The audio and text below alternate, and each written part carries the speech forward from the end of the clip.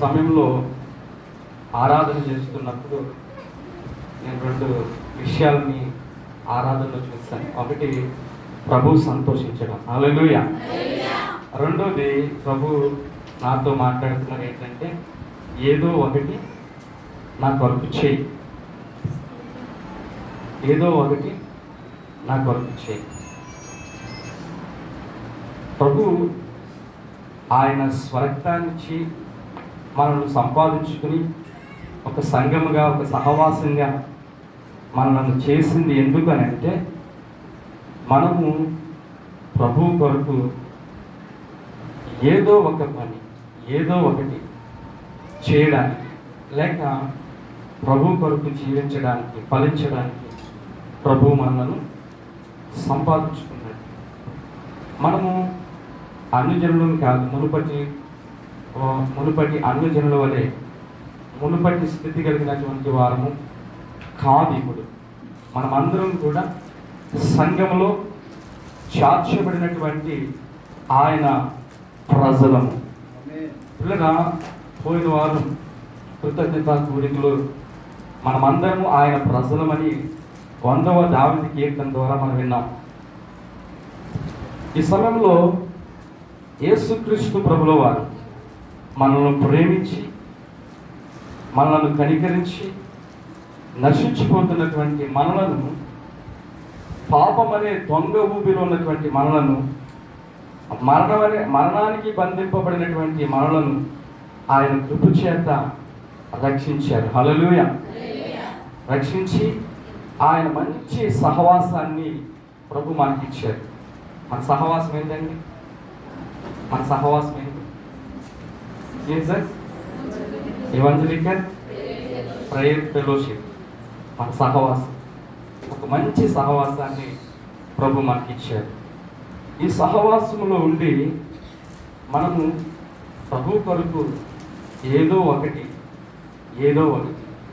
మనం చేయాలి. లేదా ఎప్పుడు మనం చేయగలుగుతాము అని అంటే, మనము బాగా ప్రభువులో బలపడితే, ప్రభువులో బలమైనటువంటి విశ్వాసాన్ని కలిగి ఉంటే,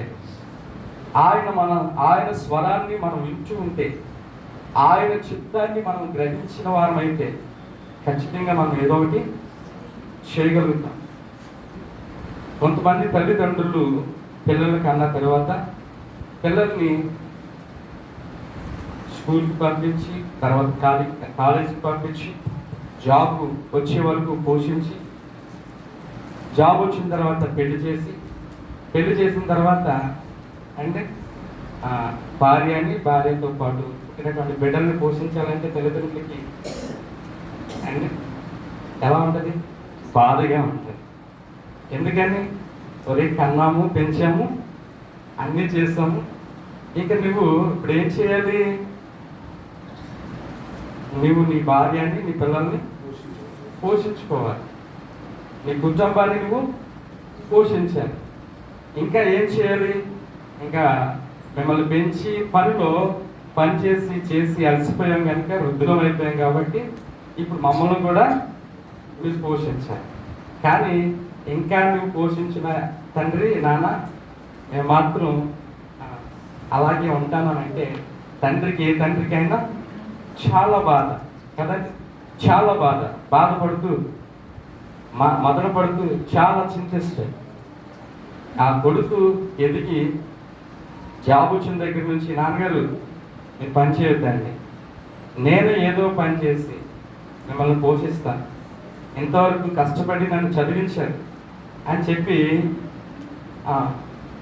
తోడ్పడ్డాడు అనుకోండి, ఆ తండ్రికి ఉన్న సంతోషం ఇంకా అవధులు ఉండదు. అలాగే మన పరమ తండ్రి, మన ఆత్మల కాపరి, మన యేసయ్య కూడా మనను ఆత్మీయ స్థితిలోనికి తీసుకుని వచ్చి, ఆయన కుమార్తెలుగా మనల్ని చేసిన తర్వాత మనము ఆయన వలె కార్యాలు చేయవలసిన వారమై ఉండగా ఇంకా ఏమంటున్నామండి? ఇంకేమంటున్నా? మమ్మల్ని పోషించు, ఇంకా మమ్మల్ని బలపరచు, ఇంకా నాకు ప్రార్థన రాదు, ఇంకా నాకు వాక్యమే నా మదిలో జ్ఞాపకం ఉండటం లేదు. ఒక మొద్దు మారిపోయినటువంటి, ఏమి ఎరగలేనటువంటి వారి వలె ఉంటుంటే దేవునికి బాధ ఉంటుందా? ఉండదండి. దేవుని కొరకు నువ్వేదో ఒక కార్యం చేయవలసినటువంటి అనుభవంలోనికి వచ్చి తర్వాత కూడా ఇంకా ఏది ఎరగలేని వాడిగా, మొదటి మెట్లో ఉన్నవాడిగా, మొదటి అనుభవంలో ఉన్నవాడిగా, లోకములో ఉన్నవాడిగా, అన్యజనుల వల్లే భయపడుతూ సిగ్గుపడుతూ దేవునికి దూరంగా ఉంటే దేవునికి సంతోషమా? నో ప్రియులారా. దేవుని కొరకు ఏదో ఒకటి చేయాలి. బైబిల్ గ్రంథంలో చాలా మంది ఉన్నారు. మనం పాత నిబంధన గ్రంథంలో చూస్తే దావీదు మనకి కనబడతాడు. దావీదు పిల్లగా గొర్రెలు కాసుకునే గొర్రెల కాపరిగా ఉన్నప్పుడు తండ్రి పిలిచి, ఇదిగో మీ అన్నయ్యలందరూ యుద్ధం దగ్గర యుద్ధ పనిలో ఉన్నారు, వారికి ఆహారాన్ని తీసుకుని వెళ్ళు, మంచి బలమైనటువంటి పదార్థాలని తయారు చేసింది మీ అమ్మ తీసుకెళ్ళి ఇచ్చిరా అని చెప్పేసి అంటే, ఈయన తీసుకుని వెళ్ళిన తర్వాత అసలు ఈయనకి అక్కడికి వెళ్ళిన తర్వాత అక్కడ పరిస్థితి అంతా చూసిన తర్వాత ఆ యుద్ధ సామ్రాజ్యంలో జరుగుతున్నటువంటి విషయాలు గమనించిన తర్వాత దావీదు యొక్క హృదయం పిల్లగా మండిపోతా ఉంది. హల్లెలూయా. దావీదు యొక్క హృదయం మండిపోతా ఉంది. దావీదు అనుకుంటున్నాడు, దావీదు చూస్తున్నాడు, వాళ్ళ అన్నయ్యను చూశాడు, చాలా భయంతో ఉన్నారు వాళ్ళ మొక్కలు. ఇశ్రాయేలీయులకు రాజుగా ఉన్నటువంటి రాజును చూశాడు, సౌలు గారిని. ప్రప్రదంగా రాజుగా చేయబడినటువంటి రాజు ఇశ్రాయేలీయులకు సౌలు భయపడిపోతూ ఉన్నాడు, భయం కనబడుతూ ఉంది. ఇశ్రాయేలీయులందరినీ చూశాడు, ఇశ్రాయేలీయులందరూ భయపడిపోతున్నారు. ఎవరికండి? ఎవరికి భయపడిపోతున్నారు? దేవునికా? గొలియాతుకి భయపడిపోతున్నారండి. ఎవరికి భయపడిపోతున్నారని అంటే గొలియాతుకి. ఎవరు వీళ్ళు? దేవుని చేత మహాద్భుతమైన కార్యాలు చూసినటువంటి వాడు, దేవుని కార్యాలు, దేవుని శక్తి, దేవుని మహిమ, దేవుని ప్రభావాన్ని చూసినటువంటి జనాంగం. పిల్లగా కర్ర చాపితే సముద్రం 2 పాయలు అయిపోయింది. పిల్లగా ప్రార్థన చేస్తే ఆకాశం నుంచి పూరేళ్ళు వచ్చినాయి, వాళ్ళకి పంటలో నుంచి నీళ్ళు వచ్చినాయి, చేదు నీరు మధురంగా మార్చబడిపోయింది. అనేక మంది శత్రువులను జయించుకుంటూ వచ్చారు. పిల్లరా ఎలాగైపోయింది వాళ్ళ జీవితం అంటే, పిల్లలు ఇన్ని కార్యాలు, ఇన్ని అద్భుతాలు చూసినటువంటి వారు ధైర్యంగా వీళ్ళు ఏం చేయాలండి? యుద్ధానికి వెళ్ళాలి. పిల్లగా ఎదురు తిరగాలి, ఏదో ఒకటి చేయడానికి వాళ్ళకి అసలు ఆలోచన అనేది రావడం లేదు. దేవుని కొరకు ఏదో ఒకటి చేయాలి, దేవుని కొరకు దేవుని పని, లేక ఈ యుద్ధంలో ఈ శత్రువును ఓడించడానికి ఏదో ఒకటి చేయాలి. అసలు ఆలోచన అనేది వారికి రావడం లేదు. కనీసం ప్రార్థన చేయాలన్న ఆలోచన కూడా వాళ్ళకి రావట్లేదండి. వాళ్ళకున్నదల్లా ఒకటే భయం. మనం అయిపోయాం. ఎవరి నోట్లో చూసినా ఎవరండి? ఇశ్రాయేలీయులు. ఇశ్రాయేలీయులను మించినటువంటి గొప్ప బలమైన జనాంగం ప్రపంచంలో మరొక జనాంగం ఈ రోజు వరకు లేదు పిల్లలు. అంత బలమైనటువంటి జనాంగం, అంత బలముతో నింపినటువంటి జనాంగం, దేవుడే వారి పక్షంగా ఉండి అనేకమైనటువంటి యుద్ధాలు చేసినటువంటి ఈ జనాంగం గొలియాతును చూసి భయపడిపోతా ఉన్నారు. వారెవ్వరికీ ఆలోచన రాలేదు. వారెవరు ఏదో ఒకటి చెయ్యాలి అనే ఆలోచన ముందడుగు ఒక్క అడుగు కూడా వేయట్లేదు, ఒక పని కూడా వాళ్ళు చేయట్లేదు. వాళ్ళందరూ భయంతో ఆ సమస్యను చూసి ఆ 6 అడుగుల ఆ గొలియాతును చూసి భయపడిపోతా ఉన్నారు. అతను వేసే కేకలకి, ఆ బొబ్బలకి, ఆ గాండ్రించే స్వరానికి భయపడిపోతా ఉన్నారు. ఇంకా మన జాతి అయిపోయింది, మన రాజే భయపడిపోతున్నాడు. అందరూ ఇశ్రాయేలీయులేమో రాజును చూస్తున్నారు, రాజు ఏమో సైన్యాన్ని చూస్తున్నాడు, సైన్యం ఏమో చేతులు ఎత్తేస్తా ఉన్నారు. ఎవరు కూడా ఏం చేయలేని పరిస్థితి. దేవుడి వైపు చూడలేదు. భయము భయము భయము భయం. లేదా దేవుని యొక్క వాక్యంలో ఒక మాట ఉంది, మనకి పిరికితనము కలిగిన, అసలు ఏ మాత్రం కూడా ఇవ్వలేదు, పిరికితనము కలిగిన ఆత్మను దేవుడు మనకి ఇవ్వలేదు. ఇంద్రియ నిగ్రహాలు కలిగినటువంటి శక్తి కలిగిన ఆత్మను దేవుడు మనకి ఇచ్చి ఉన్నాడు. దేవుని ఆత్మ మనలో ఉంటే దేవుని కొరకు ఏమైనా కార్యాలు చేయాలి అని మనం ప్రేరేపించబడి ముందుకు దూసుకుపోగలుగుతాం. లేదా ఈ గొర్రెలు కాసుకునే ఈ దావీదు చిన్నవాడు, ఏ యుద్ధ సామగ్రులు ఆయన దగ్గర లేవు, యుద్ధము నేర్పరితనం ఆయనకి తెలియదు. పిల్లగా యుద్ధాలు చేసేటువంటి ఆ సామాన్లు కూడా మోసే శక్తి కూడా దావీదుకు లేదు. కానీ ఏమంటున్నాడు తెలుసా అండి, నేను ఆ గొలియాదుని, అబ్బా ఎంత గొప్ప విశ్వాసం చూడండి. దేవుని కొరకు చేయడానికి ఇంత గొప్ప విశ్వాసం, ఇంత గొప్ప తీర్మానం, ఇటువంటి ఆలోచన దావీదుకి ఎందుకు కలిగిందంటే, పిల్లరా దావీదును దేవుడు అభిషేకించాడు ఆయన ఆత్మతో. హల్లెలూయా, హల్లెలూయా. దేవుని ఆత్మ దావీదులో ఉంది. దేవుని ఆత్మ దావీదులో ఉంది కనుక దావీదు ఊరకనే ఉండలేకపోయాడు. పిల్లరా దావీదు అంటున్నాడు, నేను అతన్ని చంపేస్తాను. అన్నల దగ్గరికి వెళ్ళాలంటే అన్నలు అంటున్నాను, నీకు ఏం తెలుసురా, మేమే భయపడిపోయి చస్తుంటే నువ్వేదో ఏదో కౌరు చెప్తున్నావు, మీరా నోరని చెప్పేసి అన్నలు గద్దించి మనుషులందరూ కూడా దావీదుని ఎర్రోలాగా చూస్తున్నారు. మేమందరము మొత్తం సైన్యం అంతా భయపడిపోతుంటే ఈ దావీదేంటి కుర్రోడు, ఏం తెలుసు పిల్లకాయ అనుకుంటున్నారు కదా. ఆ మాట ఆఖరికి ఎలాగైతే సౌలు నోట పడింది. సౌలు ఎవడో ఒకడు దొరికితే చాలు అనుకుంటున్నాడు, ఇది చంపడానికి ఏదో రకంగా నేను కాపాడబడితే చాలు అని అనుకుని, పిల్లరా దావీదు ఫోన్లే ఈ పంపిద్ద ఏడు సత్య సచ్చాడు, బ్రతికిడు ఒక్కడు చస్తే నాకేంటని అనుకున్నాడు. పిల్లరా దావీదుని పంపించడానికి రాజుకి ఇష్టమైంది. అన్నదమ్ములందరూ కూడా బాధపడిపోతున్నారు, అన్నదమ్ములందరూ భయపడిపోతున్నారు. మేము భయపడిపోతుంటే వీడేంటి వీళ్ళు చంపుతానంటున్నాడు అని చెప్పేసి అన్నలందరూ ఆలోచన పడిపోయారు.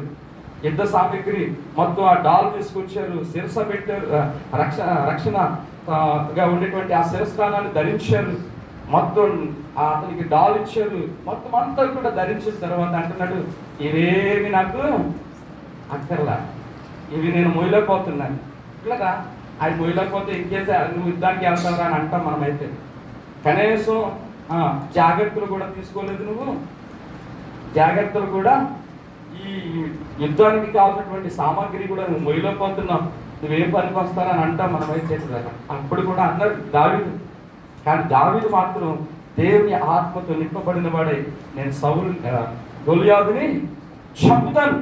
ఒకే ఒక్క ఆలోచన, నేను యెహోవా నామములో గొలియాదును చంపి తీర్తాను. ఎందుకో తెలుసా అండి, దావీదుకి తెలుసు నేను ఆ తోడేళ్ళని ఎలా చంపాను, సింహాన్ని ఎలాగా చంపాను నాకు తెలుసు. వాటిని చంపింది నేను కాదు, నా ద్వారా చంపించింది నా దేవుడే. ఈ గొలియాదును కూడా చంపేది నేను కాదు, నా దేవుడే. దావీదుకి తెలుసు అండి. దేవుని ఆత్మను పొందిన వారికి దేవుని శక్తి బాగా తెలుస్తుంది, దేవుని శక్తి బాగా తెలుస్తుంది పిల్లరా. అందుకే దేవుని కార్యాలు చేయడానికి, దేవుని పని చేయడానికి భయపడరు. ఎటువంటి సమస్యలు వచ్చినా కానీ, ఎటువంటి పరిస్థితులు తలక్రిందులుగా అయినా సరే, అటు సైడు జనం ఎక్కువ ఉన్నా, అటు సైడు బలం ఎక్కువ ఉన్నా, లేదా ఒక్కడే ఉన్నటువంటి దావీదు భయపడుతున్నా. ఎందుకంటే ఒకటి దేవుని ఆత్మను పొందాడు, రెండు దేవుని ఆత్మ చేసే కార్యాలు, ఆయన బలమైన కార్యాలు ఏ విధంగా ఉంటాయో దావీదుకి తెలుసు పిల్లగా. ఏదో ఒకసారి అయితే చేశాడు, రెండోసారి కూడా చేసేస్తాడా? కొంతమందికి ఈ విధమైన డౌట్లు ఉంటాయి. ఏదో ఒకసారి లక్కీ ఛాన్స్గా తోడేలు చంపాడు, ఎలుగుబంటి చంపాడు, ఇప్పుడు ఈ గొలియాను చంపాడు, నా తరం అని దావీదు అనుకోలేదు. ఇలా దావీదు ఒకటే అనుకున్నాడు, నేను చేయట్లేదు యుద్ధం, యెహోవా యుద్ధం చేస్తాను. ఇలా దేవుని కొరకు ఏదో ఒక కార్యం చేయాలి. ధైర్యంగా ముందుకు వచ్చి పిల్లలు 5 రాళ్ళు తీసుకుని ఒడిసెలలో పెట్టి ఒక రాయి పెట్టి పట్టగానే అతడు ఏమైపోయాడండి, బోర్లు పడ్డాడు. ఎలకత్తలుగా పడలేదండి, బోర్లుగా పడ్డాడు. బోర్లుగా పడ్డాడు అని అంటే దానికి అర్థం ఏంటో తెలుసా అండి, దేవుడు ఇలా తోసాడంతే ఒక్కసారి. కాబట్టి ఎదరగా పడ్డాడు. పిల్లగా అక్కడికక్కడే ఒక్క రాయితోటే చచ్చిపోయాడు. నా ప్రియమైన దేవుని బిడ్డగా, దేవుని కొరకు మనం ఏదో ఒక కార్యాన్ని మనం చేయడానికి, దేవుని ఆత్మచేత నింపబడి దేవుని శక్తిని ఎరిగి నువ్వు ముందుకు వస్తే, దేవుని పరిచర్యలో, దేవుని ఇంటిలో, దేవుని సంఘములో దేవుని కొరకు ఏదో ఒకటి చేయడానికి నువ్వు ముందుకు వస్తే, నీ పక్షంగా యుద్ధం చేసేవాడు ఎవరండి? దేవుడే. హల్లెలూయా. ఒకసారి గట్టిగా చెప్పకూడదమ్మా? గట్టిగా చెప్పకూడదా? నీ పక్షంగా యుద్ధం చేసేవాడు ఎవరండి? నీ దేవుడే. నువ్వు నిలబడితే చాలు, నువ్వు దేవుని ఆత్మచేత నింపబడితే చాలు, నువ్వు దేవుని శక్తిని ఎరిగి ఉంటే చాలు, యుద్ధం చేసేదంతా కూడా దేవుడే.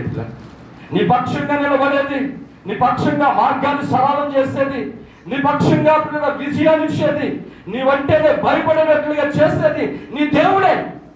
మధ్యకాలంలో చర్చి స్థలం కట్టాలని చెప్పేసి ఒక స్థలం తీసుకున్నాం రోడ్డు ప్రక్కన. పిల్లగా అది ఆ ప్రక్కన స్థలాలు అడిగితే ఇంచుమించుగా సెంటు వచ్చి 9 లక్షలు. మాకు ఎంతకి ఇచ్చాడో తెలుసా అండి? సెంటు 2,60,000 ఇచ్చాడు. హల్లెలూయా. ఆయన ఫోన్ చేసి ఏమంటాడు తెలుసా అండి? తెలుసా? అండ్ మీ దగ్గర ఏ మహిమ ఉందండి బాబు? కోట్లకి అధిపతి అండి. ఆయన దగ్గర కోట్లు ఉన్నాయి, చెరువులు ఉన్నాయి, సొంత రొయ్యల చెరువులు, చేపల చెరువులు ఉన్నాయి. ఆ కొడుకు అమెరికాలో నెలకి 7 లక్షల రూపాయల శాలరీ. అంత ఆస్తిపరుడు అంటున్నాడు, అంత పెద్దవాడు, వయసులో 60 సంవత్సరాలు ఉంటాయి. అతను అంటున్నాడు, మీ దగ్గర ఏం మహిమ ఉంది? నేను ఎంత తక్కువకి ఎలా మీకు స్థలానికి ఇచ్చాను, నేను ఎలా లొంగిపోయాను మీ ముందు. నేను అన్నాను, నేను కాదండి, నా మహిమ కాదు, నాలో ఉన్న నా యేసయ్య మహిమ. హల్లెలూయా. హల్లెలూయా. మనం నిలబడితే చాలండి. స్థలం కొనడానికి ముందు నేను ప్రయత్నం చేసినప్పుడు మా చిన్నయ్య గారు అన్నారు, వీడి దగ్గర రూపాయలు లేదు, 1 లక్ష రూపాయలు లేదు, 15 లక్షల రూపాయల స్థలం కొనడానికి ముందుకు వెళ్ళిపోతున్నాడు అని మా చిన్నయ్య అంటాడు. కానీ నాకు తెలుసు నా దేవుడు అంత గొప్ప దేవుడు. హల్లెలూయా. నా దగ్గర రూపాయలు లేకపోయినా మన స్థలం మాత్రం చర్చి స్థలానికి రిజిస్ట్రేషన్ అయిపోయిందండి. హల్లెలూయా. హల్లెలూయా. మన దేవుడు గొప్ప కార్యాలు చేస్తాడు. నిలబడాలి అంతే. మనం నిలబడితే చాలు, ఏదో ఒకటి చేయాలి. క్రైస్తవులుగా నిద్రపోతున్నటువంటి వారముగా మనం ఉండకూడదు కదా. మనము సజీవులమైనటువంటి దేవుని బిడ్డలం కనుక, సజీవులం కనుక మనము బ్రతుకుచున్న వారు, లోకంలో ఉన్న వాళ్ళు నిద్రపోయేవారు, వాళ్ళకి నిద్రలేములో మత్తులో, పాపపు మత్తులో వాళ్ళు ఉన్నారు. కానీ మనము దేవుల్లో సజీవులమై మెలుపుగా ఉన్నాం పిల్లగా, మెలుపు కలిగి ఉన్నాం కనుక మెలుపు కలిగి ఉన్నవాడు ఏదో ఒకటి చేస్తాడు, ఏదో ఒకటి చేస్తాడు. యేసు ప్రభువు వారి లోకానికి వచ్చినప్పుడు 2000 సంవత్సరాల క్రితం ఆయన లోకానికి వచ్చినప్పుడు పిల్లగా 12 మంది శిష్యులను ఎన్నుకున్నాడు కదండి. చాలా మంది శిష్యులను ఎన్నుకున్నాడు. యేసు ప్రభు బాధలు విని, యేసు ప్రభు ఆ కఠినమైనటువంటి జీవితాన్ని చూసి యేసు ప్రభుతో జీవించలేక వెనక్కి వెళ్ళిపోయారండి. చాలా మంది భయపడి, ఈయనతో ఉంటే మనం ఆస్తులు సంపాదించుకోలేము, ఉన్న ఆస్తులు కూడా ఈయనకి ఇవ్వాలి, మనకు సుఖం ఉండదు, ఎక్కడ పడుకుంటాడో తెలియదు, ఏం తింటాడో తెలియదు, ఎక్కడ తిరుగుతాడో తెలియదు, అప్పుడే ఇక్కడ ఉంటాడు, తర్వాత చూస్తే మళ్ళీ గొప్ప చోట ఉంటాడు, ఈయనకి అడ్రస్ లేనోడు అని చెప్పి చాలా మంది యేసు ప్రభుని వింటూ వదిలిపెట్టి వెళ్ళిపోయారు. కానీ కొంతమంది శిష్యులు మాత్రం ఉన్నారు. యేసు ప్రభు సిలువ వేసి అంతవరకు ఉన్నారు. యేసు ప్రభు సిలువ వేసిన తర్వాత లేదా యేసు ప్రభు సిలువ వేయబడుతున్నాడని ముందుగానే యేసు ప్రభు చెప్పాడు. యేసు ప్రభు చెప్పక ముందు ప్రవక్తలు చెప్తారు. ప్రవక్తలు చెప్పిన మాటలు మీరు వినలేదండి. యేసు ప్రభు చెప్పిన మాటలు మీరు వినలేదు. యేసు ప్రభు సిలువ వేయబడిన తర్వాత, యేసు ప్రభు మృత్యుంజయుడై తిరిగి లేచిన తర్వాత లేదా శిష్యులు యోహాను సువార్త 21వ అధ్యాయం చదివితే అక్కడ శిష్యులు పేతురు, ముఖ్యంగా పేతురు, యోహాను, యాకోబులు వీళ్ళు ఏం చేశారు తెలుసా అండి?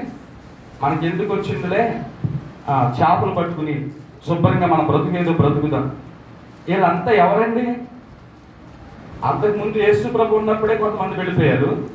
ఇప్పుడు యేసు ప్రభు మరణం వరకు ఉన్నటువంటి వాళ్ళు యేసు ప్రభు తిరిగి లేచాడని కూడా చూశారు వీళ్ళు. చూసినటువంటి వీళ్ళలో ప్రాముఖ్యమైనటువంటి పేతురు చాలా ప్రాముఖ్యమైన వాడు అండి. పేతురు శిష్యుల్లో ప్రాముఖ్యమైన వాళ్ళు 3 ఉన్నారు. 12 మంది శిష్యుల్లో. వాళ్ళలో ఎవరండి? పేతురు గారు, యోహాను గారు, యాకోబు గారు. వీళ్ళ ముగ్గురిని ప్రభు ఎక్కడికైనా తీసుకెళ్ళేవాడు. ఆయన అద్భుతాలు చేయాలన్నా, ఆ కొండ మీద రూపాంతరం అనుభవం పొందేటప్పుడు ప్రతి విషయాన్ని కూడా వీళ్ళ ముగ్గురిని తీసుకెళ్ళేవారు.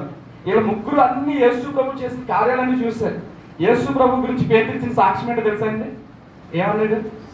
నీవు సజీవుడు అయినా క్రీస్తు అన్నాడు. ఇప్పుడేం చేస్తున్నాడు? యోహాను సువార్త 20వ అధ్యాయంలో మాకెందుకు వచ్చింది ఏదో చేపలు పట్టుకుని నా కుటుంబాన్ని పోషించుకుందామని చెప్పి వాళ్ళ పట్టుకుని వెళ్ళిపోయాడు. ఎక్కడికి? పిల్లలు ఆ సముద్రంలోనికి. రాత్రి అంతా కష్టపడ్డారు. యేసయ్య చెప్పింది ఏంటి? మీరు మనుషులను బట్టి జాగ్రత్తగా చేస్తారు, మీరు మనుషులను పట్టుకోవాలి, నా సువార్త ప్రకటించారు. పిల్లరా, మార్కు సువార్త 16వ అధ్యాయం యేసు ప్రభు లేచిన తర్వాత వాళ్ళకి చెప్పాడు, పునరుద్ధాన దినమందు ఆయన సజీవుడిగా తిరిగి లేచిన వాళ్ళతో చెప్పాడు, ఇదిగో నమ్మిన వాడు రక్షణ పొందుతాడు, నమ్మని వారికి శిక్ష విధించబడుతుంది. మీరు సకల దేశాలకు వీళ్ళు సువార్తను ప్రకటించి అనేకులు నాకు శిష్యులుగా. వాళ్ళ పని ఏంటండి? అనేక మందిని. నా మాటలు అర్థమవుతున్నాయా? కొంచెం దుబాయ్ భాషలో మాట్లాడుతున్నారా? హల్లెలూయా, చాలా సంతోషం. మీరు అందరూ నవ్వుతున్నారంటే జాగ్రత్తగా వింటున్నారని అర్థం. పిల్లరా, ఏమైందో తెలుసా అండి? రాత్రి అంతా చేపలు పడుతున్నారు, కానీ ఒక్క చిన్న చేప కూడా వారికి పడలేదు. యేసు ప్రభు కనబడిన తర్వాత యేసు ప్రభు మాట్లాడి యేసు ప్రభు వాళ్ళకి చేపలు పట్టించిన తర్వాత మళ్ళీ తీసుకొచ్చి ఆ నుప్పుల మీద ఆ చేపని, కాలుతున్న చేపను తెచ్చి వాళ్ళకి ఇస్తే వాళ్ళకి అర్థమైంది యేసు ప్రభు అని. యేసు ప్రభు అని చెప్పిన తర్వాత యేసు ప్రభు అంటున్నాడు, పేతురు, నీవు నన్ను కనీసం ప్రేమిస్తున్నావా? యేసు ప్రభు అడిగిన మాట చూడండి, ఎంత జాలిగా, ఎంత కరుణామయుడే, ఎంత దయామయుడే. 10 సార్లు అంతగా బలపరిచినటువంటి పేతురుని కూడా పెట్టి తిప్పుకున్నటువంటి పేతురుతో ప్రభు మాట్లాడుతున్నటువంటి మాట ఏంటంటే, పేతురు, నన్ను ప్రేమిస్తున్నావా? నేను ప్రేమిస్తున్నానో లేదో నీకే తెలుసయ్యా, నీకే తెలుసు. అయితే నా గొర్రెలను ఏమంటున్నాడండి? చూద్దాం ఆ మాట.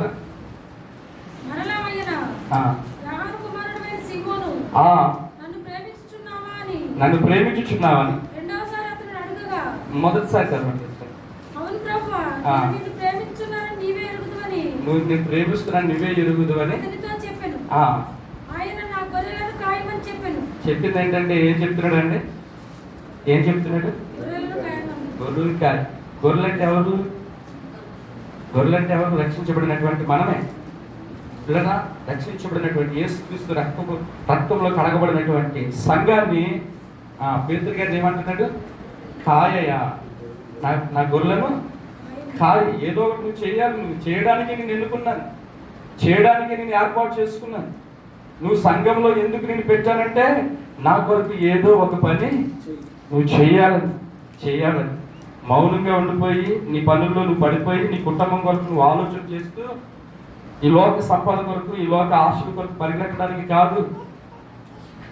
క్రైస్తవులుగా మనల్ని సంపాదించుకున్నది, దేవుని బిడ్డలుగా మనం చేసుకున్నది ఎందుకంటే ఏదో ఒకటి చేయడానికి. పేతురు గారిని అంటున్నాడు, నీవు గొర్రెలను కాయి, సంఘాన్ని కాయి. రెండవసారి మళ్ళీ అడుగుతున్నాడు పేతురు గారిని, ప్రభువా, ఆ పేతురు నన్ను ప్రేమిస్తున్నావా అని అంటే చూడండి రెండోసారి ఏమంటున్నాడు? మళ్ళీ రెండోసారి అడిగితే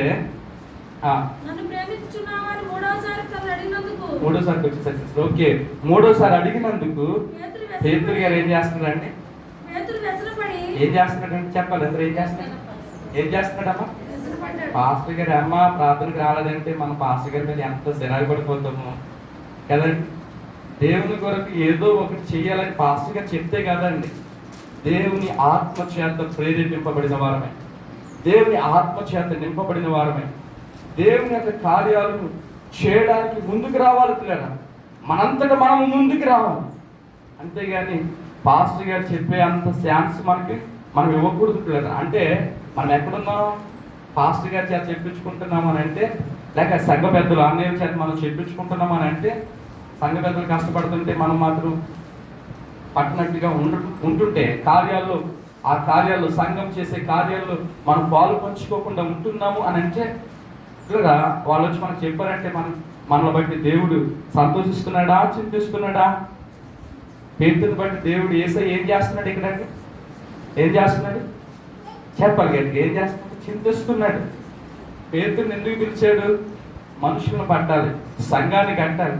పేతురు, ఇదిగో నువ్వు బండు, నీ మీద నా సంఘాన్ని కడతానని చెప్పాడు. సంఘాన్ని కడతానని చెప్పాడు. నువ్వు సంఘాన్ని కట్టడానికి మూల కీగా దేవుడు నిన్ను ఎన్నుకుంటే, ఏర్పాటు చేసుకుంటే, పిల్లరా అనేక మంది బలవంతులు, జ్ఞానవంతులు, గొప్పవాళ్ళు భూలోకంలో ఉంటుండగా, అర్హులైన వారు ఉంటుండగా, దేవుడు అత్యద్భుతమైన మనలను దేవుడు ఎన్నుకుంటే, పిల్లరా జాలరుని, చేపలు పట్టుకునే వారిని, బడుగు బలహీన వర్గాలలో ఉన్నటువంటి వారిని, పనికిరానటువంటి వారిని, జ్ఞానం లేనటువంటి వారిని దేవుడు ఎన్నుకుని తీసుకొస్తే మనం కూడా ఎరగకుండా ఉంటే ఎలా ఉంటుంది? మనం కూడా పట్టనట్టు మనకెందుకు రానట్లుగా మనం ఉంటే మనకి ఎలా ఉంటుంది?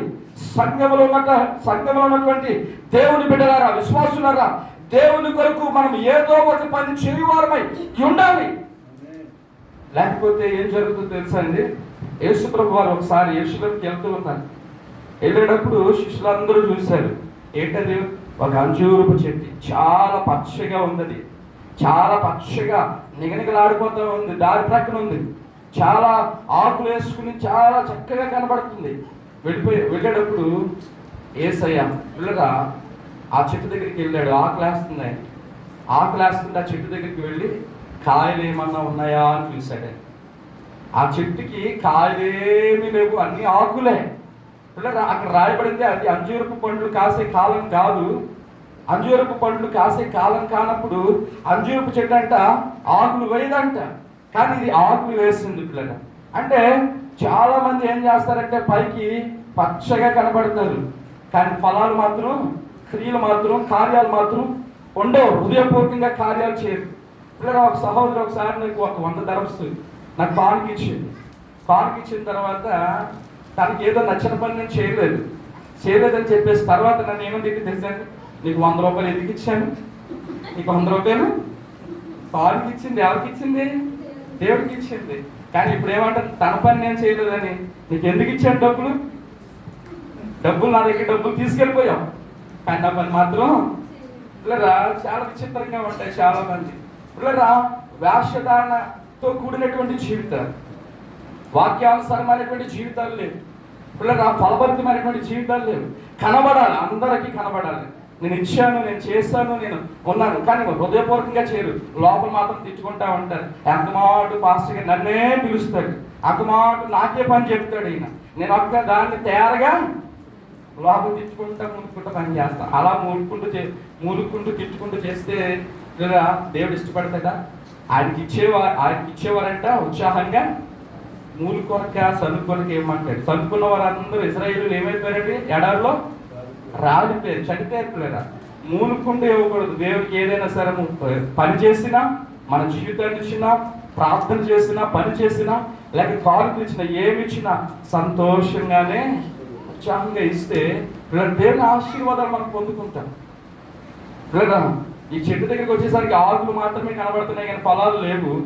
కోపం వచ్చింది యేసయ్యకి, ఇంకెప్పుడు నీవు ఫలించకుండా ఉందో గాక. ఒక మాట అనేసి వెళ్ళిపోయాడు. మళ్ళీ తిరిగి వచ్చేసరికి ఆ దారిలో ఆ చెట్టు కనబడట్లే. ఎలా కనబడుతుంది తెలుసండి?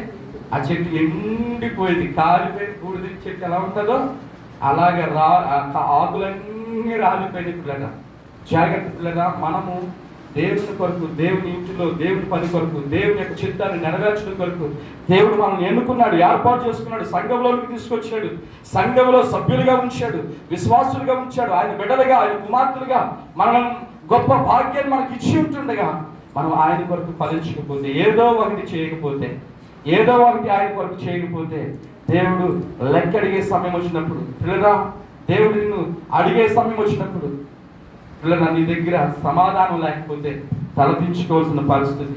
పిల్లల తీసుకెళ్ళి వీళ్ళు కాలు చేతులు కట్టి ఎక్కడ పడేయమంటాడండి? అగ్నిగుండంలో పడేయమంటాడు దేవుడు. పిల్లల ప్రతి వారం కూడా రక్షించబడినటువంటి మనము, సంఘంలో చేర్చబడినటువంటి మనం ఒక రోజున యేసుక్రీస్తు ముందు నిలబడాలి. ఆయన సింహాసనం ముందు నిలబడే రోజుల దగ్గరికి వస్తున్నాయి.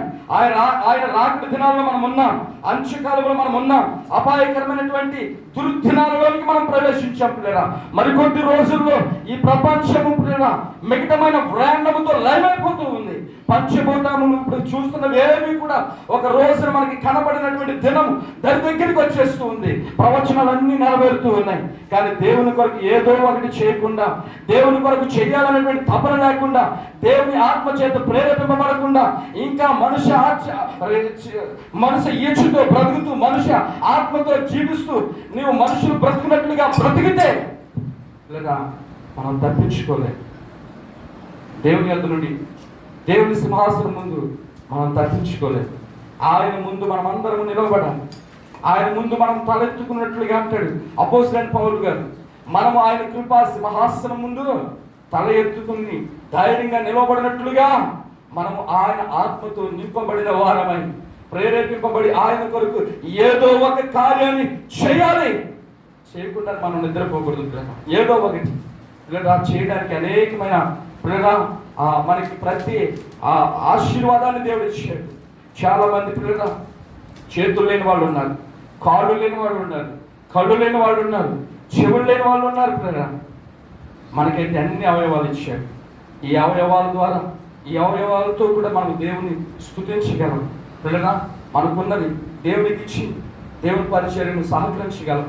మనకున్న జ్ఞానంతో, మనకున్నటువంటి శక్తితో, బలముతో ప్రభు కొరకు ఏదో ఒక పని మనం చేయగలిగిన వారమై ఉన్నాం.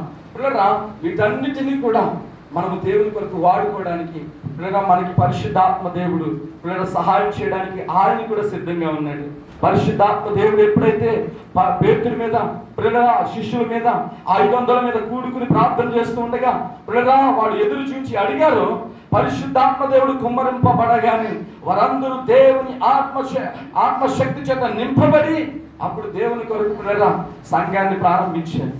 అప్పుడు దేవుని సంఘాన్ని ప్రారంభించారు. పిల్లగా అనేకమైన ఆత్మను సంపాదించడానికి ఇప్పటి వరకు పిరికివాడైపోయినటువంటి, దేవుని కొరకు కార్యాలు చేయనటువంటి పేతురు గారు లేచి ప్రసంగం చేస్తే దేవుని కొరకు ఏదో ఒకటి చేయాలి. ఇంకా భయపడకూడదు. మరణానికి కానీ, దేనికి, వస్త్రాలకు కానీ, తిండికి కానీ భయపడకూడదు. దేనికి నేను భయపడకూడదు. నా కుటుంబాన్ని పోషించుకోవాలనే ఆలోచన నాకు లేకుండా నేను దేవుని పని చేయాలి ఏదో ఒకటి అని అతడు లేచి నిలబడి పిల్లగా దేవుని సువార్తను ప్రకటిస్తే ఆ ఒక్క మెసేజ్కి ఎంతమంది వారు మనసు పొందారండి? 3,000 మంది బాప్తిసం పొందారు. అప్పుడు ప్రారంభమైందండి సంఘం. పిల్లగా ఇంటింటా రొట్టె విరుచుట పిల్లగా అప్పుడు ప్రారంభమైంది. ఇంటింటా సహవాసం, ఇంటింటా పిల్లగా దేవునికి స్తోత్రాలు చెల్లిస్తూ సువార్త కూడికలు అప్పుడు ప్రారంభమైంది. పిల్లగా అప్పుడు పేతురు గారు ప్రారంభిస్తే పేతురు గారి ద్వారా రక్షించబడినటువంటి ఆ యూదులు, గ్రీకులు, అనేకమైన దేశాల నుంచి వచ్చినటువంటి వారందరూ కూడా ఏం చేస్తున్నారు తెలుసా అండి? వారు దేవుని కొరకు ఏదో ఒకటి చెయ్యాలని ఆది సంఘం అపోస్తల కార్యాలు 2-3 అధ్యాయాలు మీరు చదవండి పిల్లరా. వాడు ఏం చేశారు తెలుసా అండి?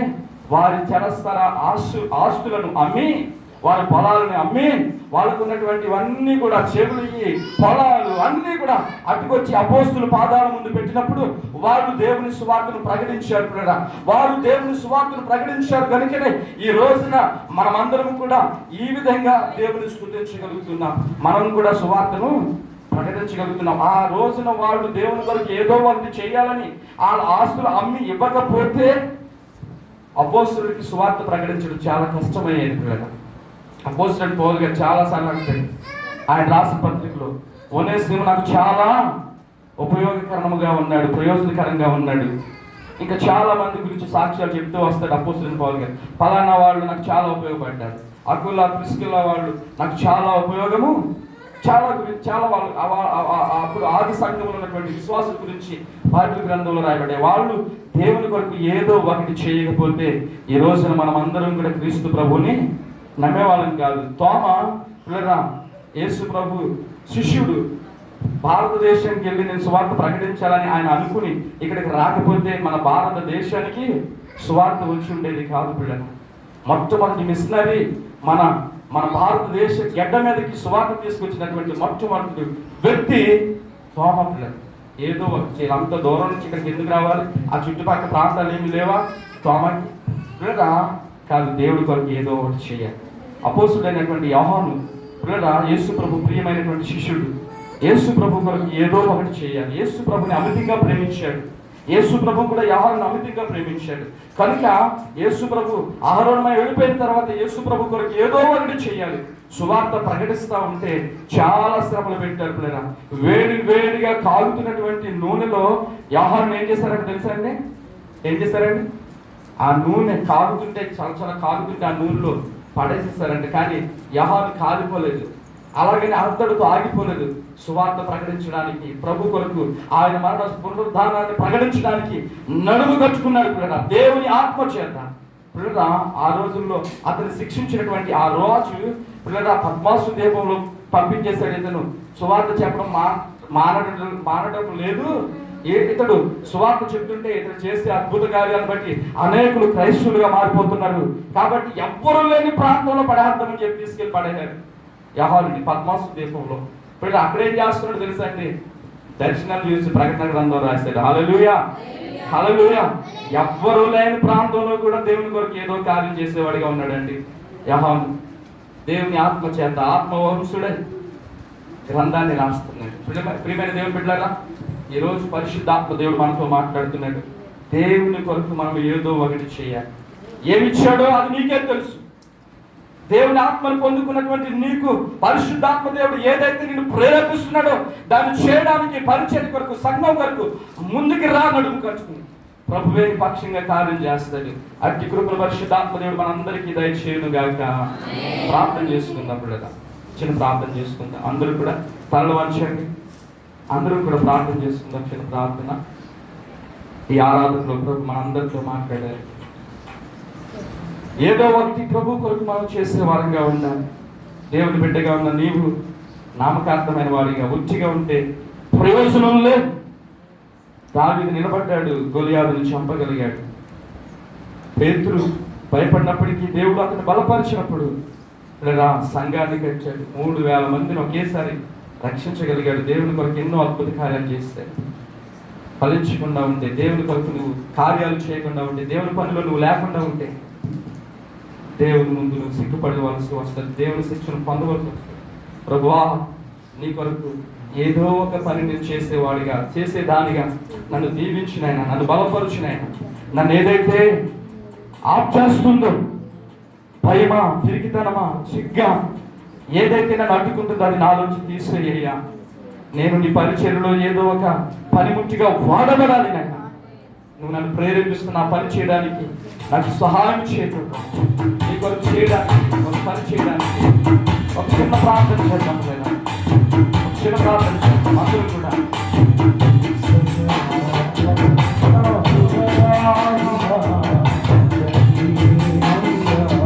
అందరూ ప్రార్థన చేద్దాం లేదా? అందరూ ప్రార్థన చేద్దాం. పాట వింటూ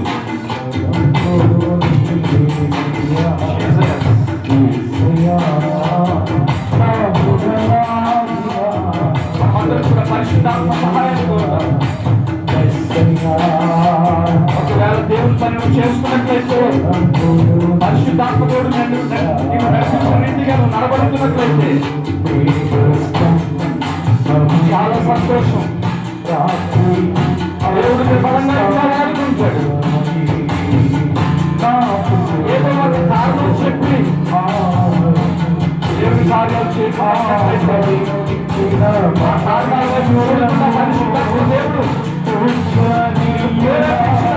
దేవుడు పరిచయానికి ముందుకు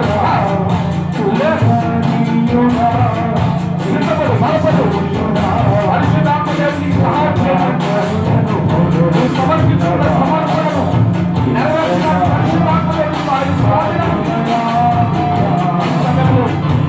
దేవునికి సహాయం ఏదో ఒక కార్యాన్ని చేయడానికి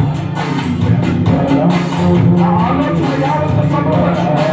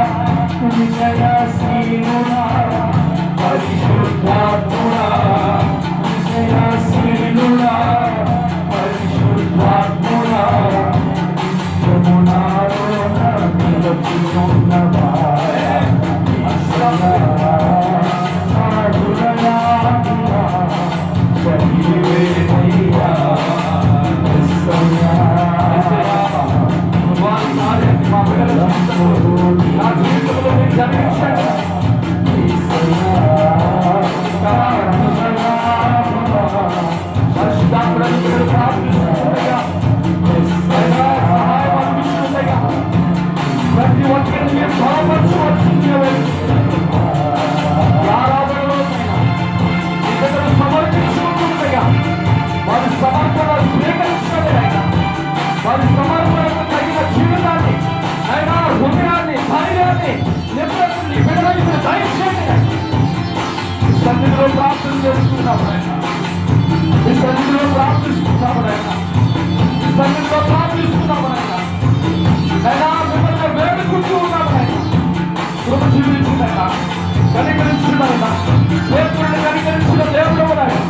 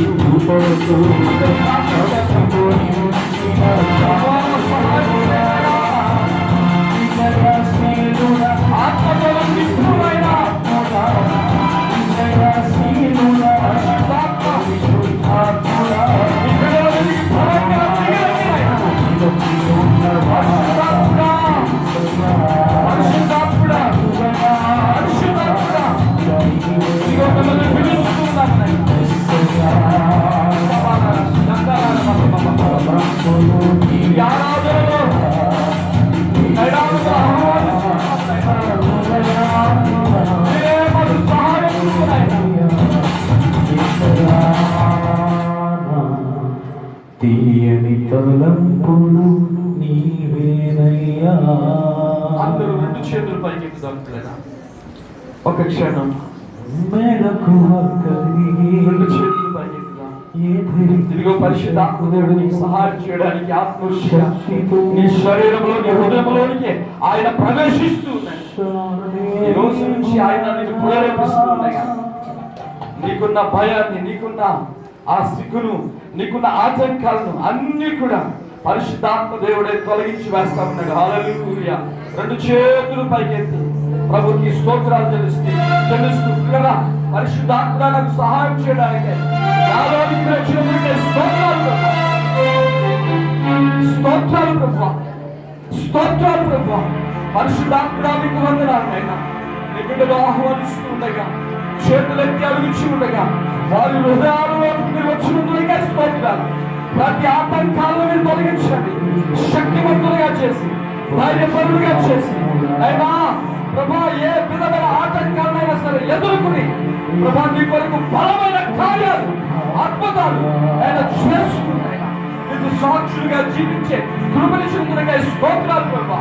అయినా మీ బిడ్డలు మీరు ప్రత్యేకమైన రీతిలో అయినా మీరు బలపరచుకుని వందనాలు. ఈ సంఘాన్ని ఆత్మచేత ప్రభా అయినా మీరు నడిపిస్తున్నందుకే వందనాలు, సహాయం చేయబోతున్నందుకే వందనాలు.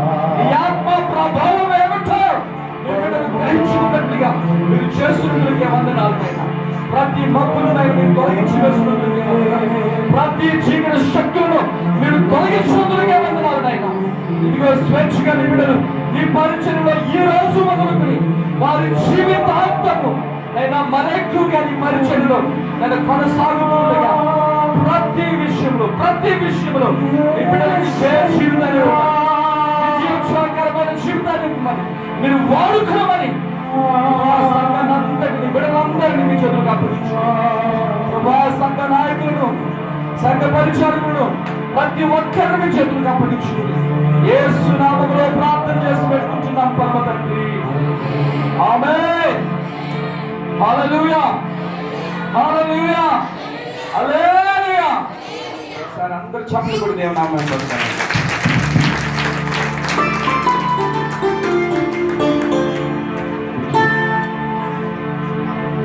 బల్లారాధనకు సిద్ధపడిన వారు లేచి నిలబడింది ప్లీజ్. సమయంలో తిమోతి అలాగే అశోక్ వచ్చి బల్లను సిద్ధపరుస్తారు. బల్లారాధనకు సిద్ధపడిన వారు లేచి కూర్చోండి.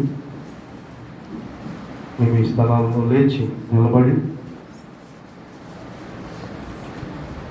కొద్దిసేపు ప్రార్థన చేసుకోండి. ఇంతవరకు దేవుడు తన సేవకులు నిలబెట్టుకుని వాడుకున్నారు. మనందరితో కూడా మాట్లాడారు. దావీదు దేవునికి అప్పగించుకున్నాడు కనుక దేవుడు ఆయన వాడుకున్నాడు. పేతురు దేవునికి సంపూర్ణంగా తను తాను లోబడ్డాడు కనుక దేవుడు ఆయన వాడుకున్నాడు. ఈ రోజున కూడా మనం దేవునికి సంపూర్ణంగా లోబడితే తప్పనిసరిగా దేవుడు మనల్ని వాడుకుంటాడు. దేవునికి అర్పించుకోండి. సజీవ యాగంగా మీ దేహాలను ఆయనకి సమర్పించుకోండి. ప్రతి ఒక్కరు కూడా కళ్ళు మూసుకొని బల్లారాధన తీసుకునేవారు లేచి నిలబడాలి.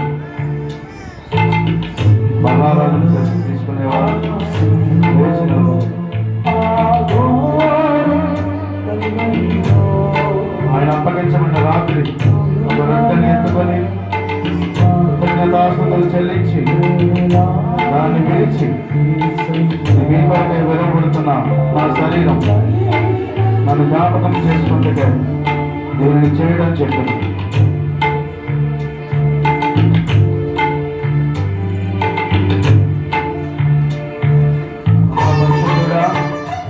ప్రేమగల తండ్రి, కృపగల దేవ, వెలువబడిన మీ శరీరం కొరకే కృతజ్ఞతలు యోగ్యంగా తీసుకునేందుకు మాకు సహాయం చేయి. యేసు నామములో ప్రార్థిస్తున్నాం తండ్రి. ఆ ప్రకారం ఈ భోజనమైన పిమ్మట ఆయన పాత్రను ఎత్తుకొని, ఈ పాత్ర నా రక్తం వలనైనా కొత్త నిబంధన, దీనిలోంది త్రాగినప్పుడల్లా మీరు నన్ను జ్ఞాపకం చేసుకుంటూ దీనిని చేయడం చెప్పారు. కనుక ప్రతి ఒక్కరూ యోగ్యంగా ఈ బల్లారాధనలో పాలుపంతులు పంచుకుందాం. చచ్చిన కుక్క వంటి వాడినైనా నన్ను నీ బల్ల యొద్దకు చేర్చావని ఆనాడు మెఫీబోషెతు దావీదు దగ్గర సాగిలపడ్డాడు. అలాగే మన ప్రియ ప్రభువైన యేసుక్రీస్తు ముందు కూడా మనం సాగిలపడి మెఫీబోషెతు వలె చచ్చిన కుక్క లాంటి వాడినయ్యా, అర్హుని కాదు, రక్షణ పాత్రనిచ్చాడు, వందనాలని చెప్పి దేవునికి స్తుతి యాగం చేద్దాం. కృపగల దేవా, మీరు ఇచ్చిన రక్తం కొరకే వందనాలు. రక్తాన్ని మేము యోగ్యంగా తీసుకోవడానికి సహాయం చేయండి. యేసు నామములో స్తుతించి ఆరాధించి వేడుకుంటున్నాము తండ్రి. ఆమేన్. ప్రభు శరీరం రక్తం కూడా మీకు ఒకే సమయంలో అందించబడుతూ ఉంది. ప్రతి ఒక్కరు కూడా యోగ్యంగా తీసుకోండి.